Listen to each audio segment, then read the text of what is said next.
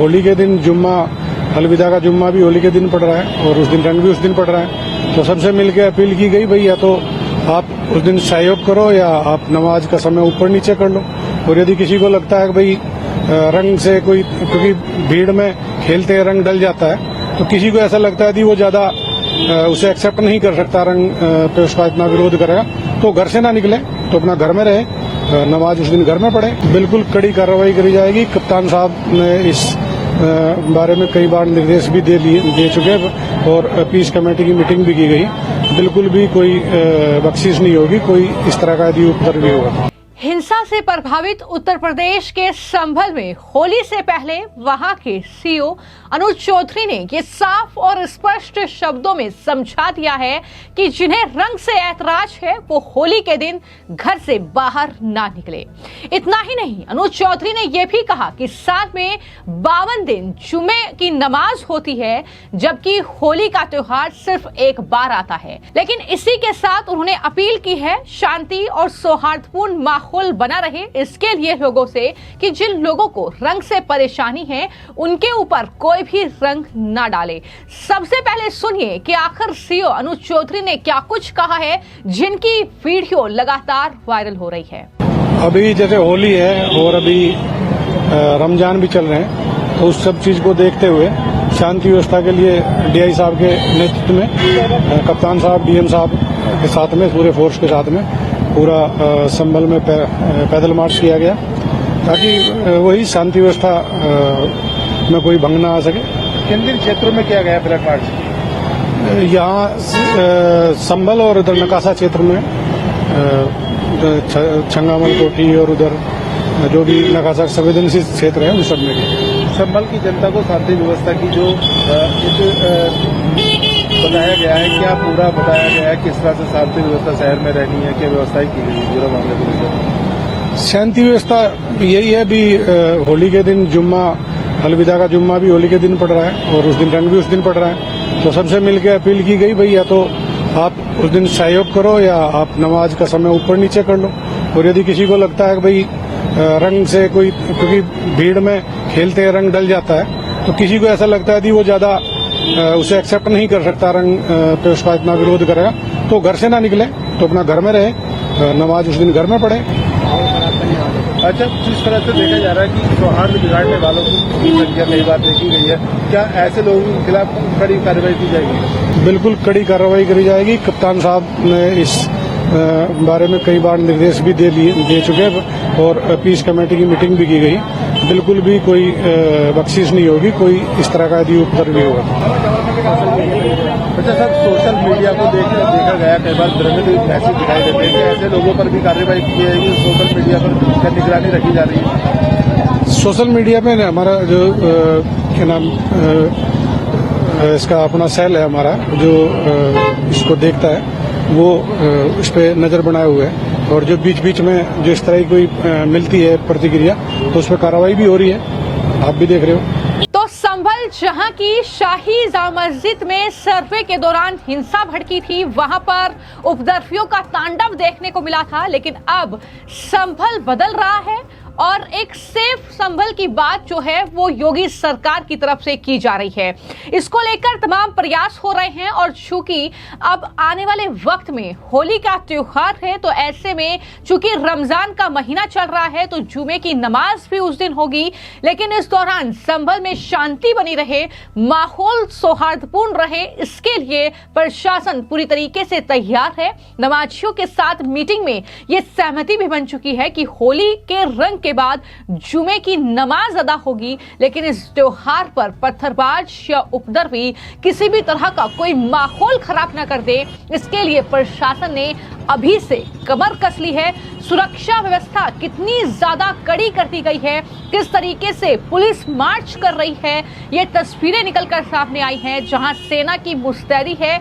और इस तरीके से ये रमजान के महीने में सीओ अनुज चौधरी वहां पर मौजूद थे, उन्होंने पूरी जानकारी दी है कि किस तरीके से ये फ्लैग मार्च चल रहा है। तस्वीरें आप देखिए कि सुरक्षा व्यवस्था काफी ज्यादा कड़ी है, क्योंकि मुख्यमंत्री योगी आदित्यनाथ का भी ये साफ तौर पर निर्देश है कि वो दरअसल प्रशासन को पहले ही कह चुके हैं कि जितने भी ऐसे इलाके हैं जहां पर आपको लगता है कि माहौल खराब हो सकता है, वहां से पहले से ही तैयारी कर लें, पुलिस का पुख्ता इंतजाम कर लें। तो ये तमाम बातें उनकी तरफ से कही गई है। तो न सिर्फ संभल में, बल्कि मैं आपको जानकारी दे दूं कि यूपी की राजधानी लखनऊ में भी जुमे की नमाज के जो वक्त है उसमें बदलाव किया गया है और मौलाना खालिद रशीद ने आपसी सौहार्द और भाईचारे को बनाए रखने के लिए ये एडवाइजरी जारी की है, जहां पर लखनऊ की जामा मस्जिद में जुमे की नमाज जो 12:30 बजे होती है वो 14 मार्च यानी होली के दिन 2 बजे उसे कर दिया गया है। तो मकसद यही है कि किसी भी तरीके का कोई माहौल ना खराब हो, इसके लिए ये जो नमाज का वक्त है वो बदला गया है।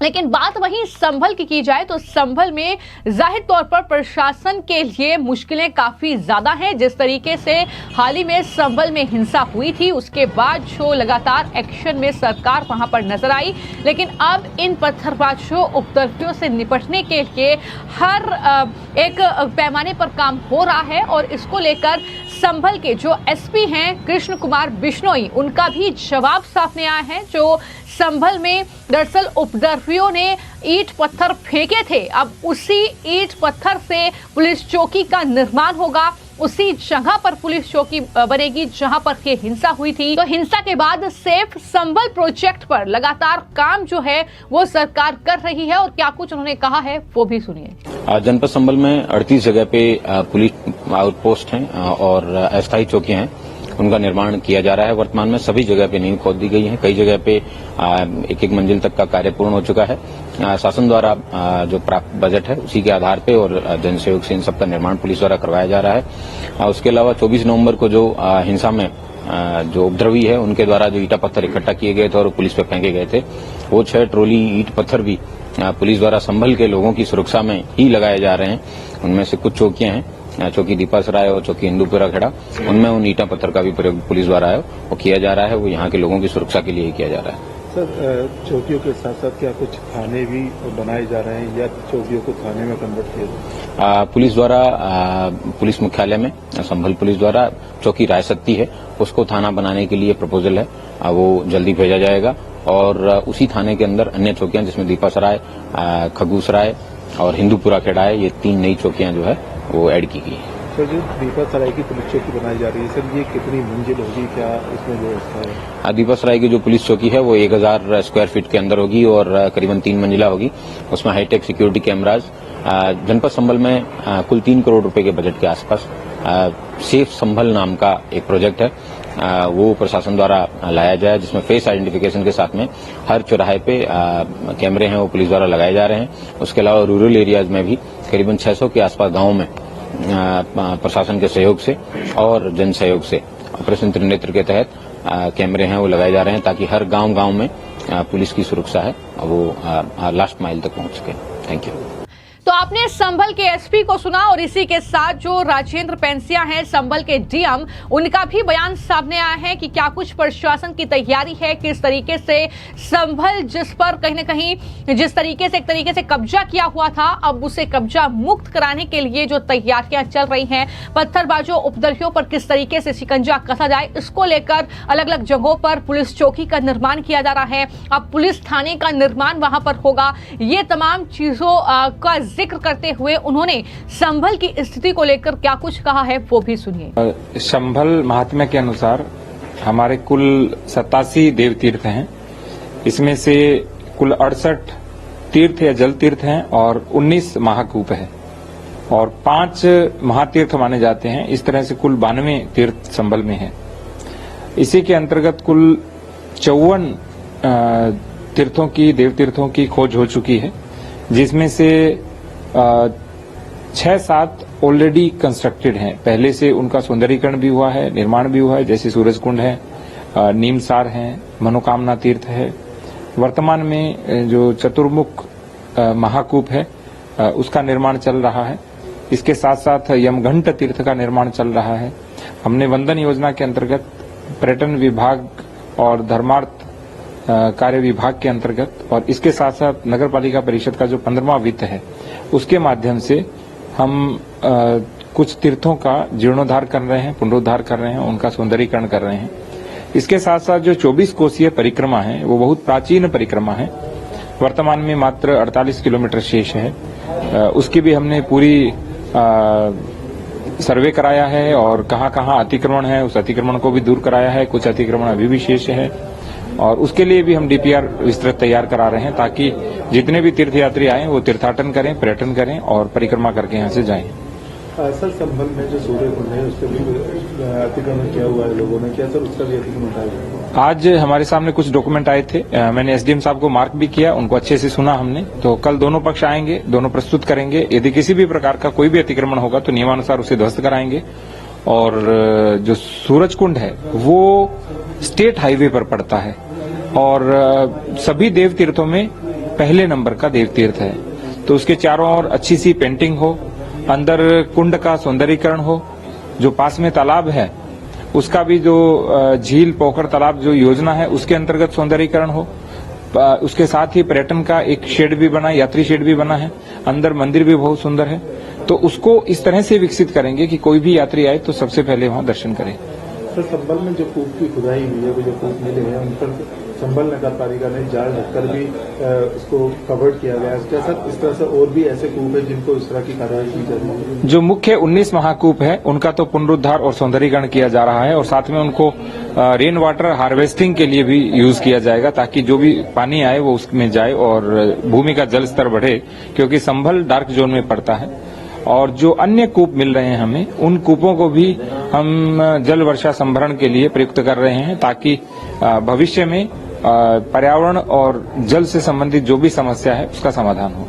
तो संभल हिंसा को भले ही कई महीने बीत गए हों, लेकिन अभी भी तस्वीर जो है वो पूरी तरीके से नहीं बदली है। अभी भी सुरक्षा व्यवस्था कड़ी की गई है और इस तरीके से लगातार जो है अब त्योहारों को लेकर वहां पर सुरक्षा के कड़े इंतजाम जो तस्वीरों में दिख रहे हैं, चाहे वो सीओ हो चाहे वो एसपी हो, लगातार निगरानी रख रहे हैं। और खुद मुख्यमंत्री योगी आदित्यनाथ ने ये निर्देश दिया है कि तमाम उन जगहों पर एहतियात बरती जाए, फिर चाहे वो पुलिस कप्तानों को निर्देश हो, फिर चाहे वो डीएम को निर्देश हो, जहां पर ऐसा लगता है कि ये संवेदनशील इलाके हैं, यहां पर जो है विशेष तौर पर निगरानी रखनी चाहिए। तो इसको लेकर ही ये जो कहीं ना कहीं तैयारी है ये फिलहाल संभल में दिखाई दे रही है और अफवाहों पर किसी तरह का कोई ध्यान न दें, ये भी अपील जो है वो लगातार पुलिस प्रशासन की ओर से यूपी में की जा रही है।